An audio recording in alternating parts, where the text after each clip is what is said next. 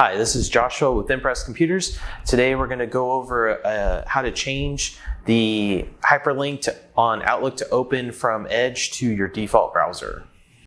Okay, the first thing we're going to do is we're going to open up Outlook. We're going to go to the File. We're going to go to Options. From there, we're going to go into the Advanced tab. And there you're going to see something called Link Handling. Underneath that, you're going to see Open Hyperlinks from Outlook. You're going to change that from the Microsoft Edge to default browser. You're going to hit OK, and that should fix your problem.